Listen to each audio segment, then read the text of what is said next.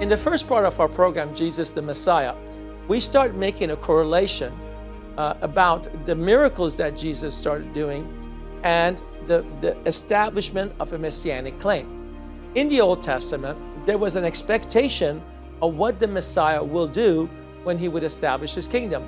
They were written all over the prophetic messages, whether they were in the book of Joel, the second chapter, whether it was in the book of Zechariah, the 14th chapter, the 8th chapter, whether it is written all over the book of Ezekiel, and of course Jeremiah and Isaiah. And in the end, the expectation of the Messianic kingdom was that he will do a certain number of things that will change the order of things in the Messianic kingdom.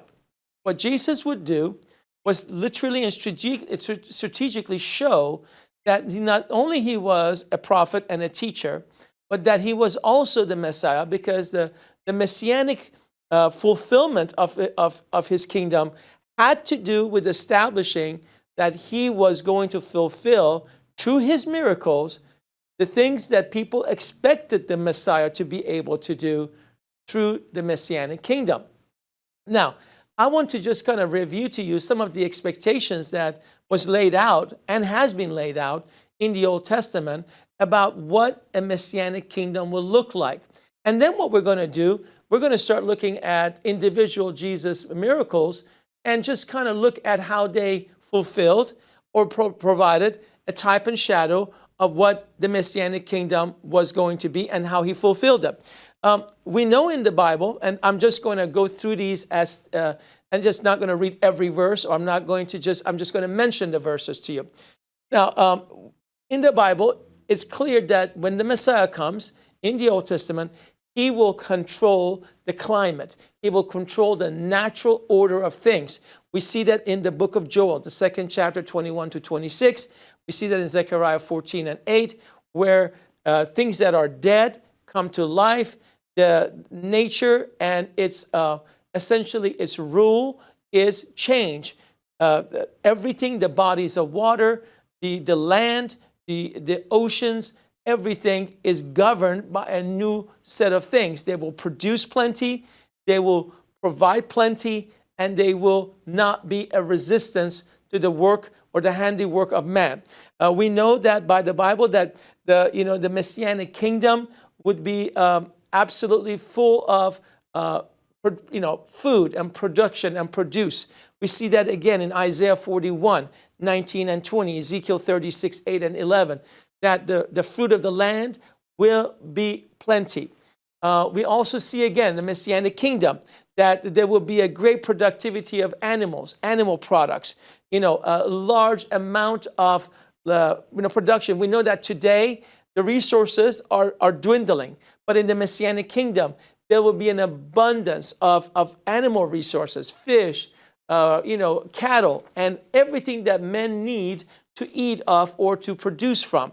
Messianic kingdom is blessed with the superabundance of supply of food.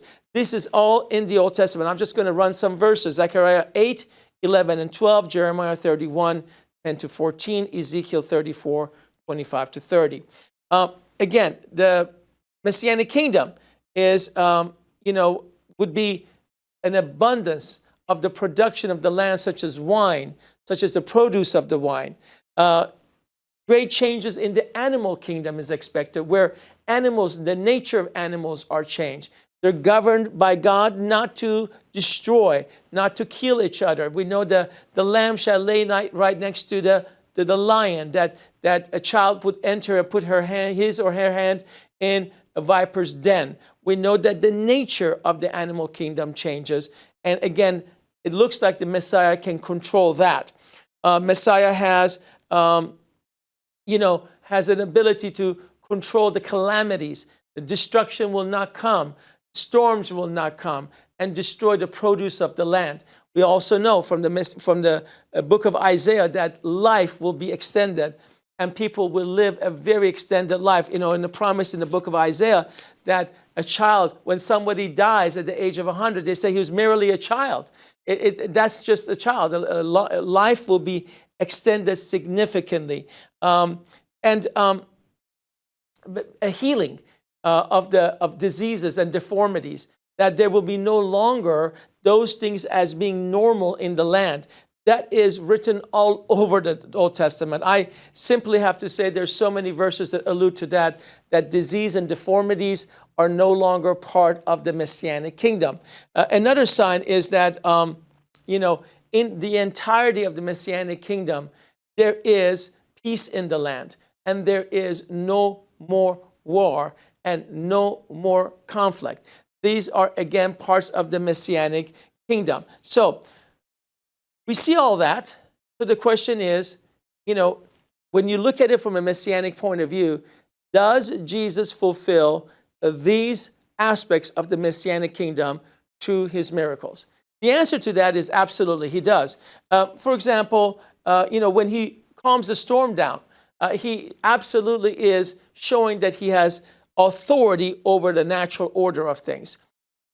He can calm the storm and eliminate destruction from coming in from natural disasters. Or whether he then starts healing people, the lame will walk, the blind can see. We know that through that, he's showing the Messianic kingdom in its aspect, the fulfillment of the Messianic kingdom, in which the Messiah comes to eliminate deformities, lameness, disease, and all of that from the land. He fulfills that Messianic fulfillment. When he calls out Lazarus from the tomb, he essentially says he has authority over life and death. And so when the Bible says in the book of Isaiah that life will be extended under the Messianic kingdom, Lazarus is just one picture of how he can extend the life of men. He has authority over the life or longevity of man. These are just some of them. When he calls out the apostles to go and cast their net and take a harvest of fish from the sea, he is saying that he has authority over the produce of the land. The animal kingdom are under his authority.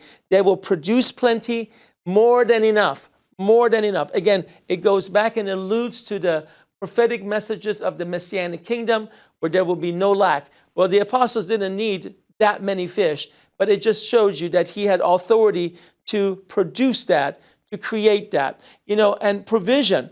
The miracle of the coin in the fish's mouth is a miracle of provision. What is needed is provided. There will be no lack. No lack. And that is a financial picture. And the Messianic kingdom is also a picture of having abundance and having no shortage or no lack. I think that when we see the feeding of the 5,000, again, is all about the Messianic multiplication of resources. And the fact that the land will produce, he will make the land produce bread, wine, food. The beautiful story of the turning the water into wine is another one. For the fruit of the vine will be plenty in the latter days. That's in the book of Joel. Again, by doing that, he is showing the multiplication, the radical transformation of all normal resources being turned into other resources that are needed. In every aspect, Jesus comes in his first coming and fulfills the messianic promises of the kingdom through his miracles. I just gave you a very short overview of that, but I wanted you to see that why these miracles were strategic, why he chose, or at least the apostles chose, to showcase these miracles. Because in every one of them, as a Jewish eye could see, he not only was doing miracles, he was fulfilling the promise of the Messiah to come, and showing us that in the kingdom to come, in his second coming, every one of those miracles are going to be multiplied 10,000 of 1,000 of 1,000-fold. We are going to enjoy every one of these aspects of his kingdom in a greater way in the kingdom to come.